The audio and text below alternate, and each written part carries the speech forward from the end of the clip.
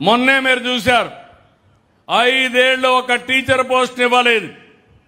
5 ఏళ్ళు 15,941 మంది ఉద్యోగాలు. నేను మొదటి సంతకం పెట్టాను మెగా డిఎస్సి.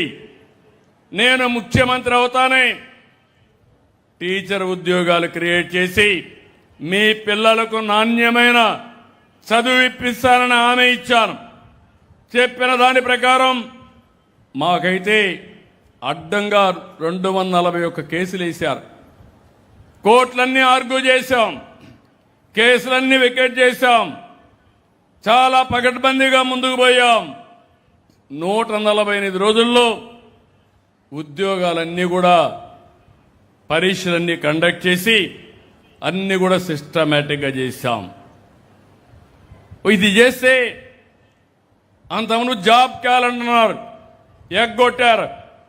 నేను వస్తాను, ఎన్ని ఉద్యోగాలు ఇవ్వగలుగుతామో ప్రతి సంవత్సరం జాబ్ క్యాలెండర్ ఇచ్చిన ఘనత కూడా ఎన్డీఏ ప్రభుత్వం అందని చెప్పి మీ అందరికీ తెలియజేస్తున్నా.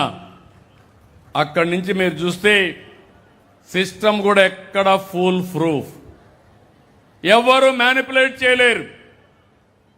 ఒక 3,000 క్వశ్చన్స్ తయారు చేస్తారు, కంప్యూటర్కి ఇస్తారు, టీసీఎస్ ఆల్ ఇండియా లెవెల్లో మేనేజ్ చేస్తారు.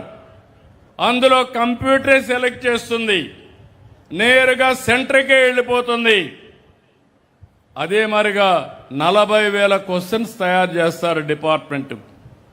25 క్వశ్చన్ పేపర్స్ తయారు చేస్తారు డిఫరెంట్ ఉద్యోగాలకు, టీచర్లకు, డిఫరెంట్ కేటగిరీల కింద. ఇంత బ్రహ్మాండంగా చేస్తే ఇక్కడ ఫ్రస్ట్రేషన్లో ఉండే వైఎస్ఆర్ కాంగ్రెస్ పార్టీ దీన్ని ఒక ఇష్యూ చేశారు. ఏమీ లేదని నేను అనుకుంటే పేపర్లో వేస్తారు, టీవీలు చెప్తారు, సోషల్ మీడియాలో పెడతారు, అనుమానాలు క్రియేట్ చేస్తారు. అనుమానాలు క్రియేట్ చేసి దీనివల్ల రాజకీయ లబ్ధి పొందాలనుకుంటే నిన్ననే మా ఆఫీసర్లు క్లియర్గా చెప్పారు,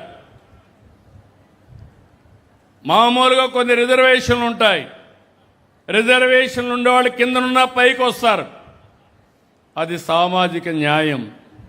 దివ్యాంగులు ఉన్నారు, దివ్యాంగులు కూడా రిజర్వేషన్లు ఉంటాయి, వాళ్ళు కూడా పైకి వస్తే కింద నుండే కొంతమంది అర్హులు కిందికి వెళ్ళిపోతే కొంతమందికి ఉద్యోగాలు కూడా రావు.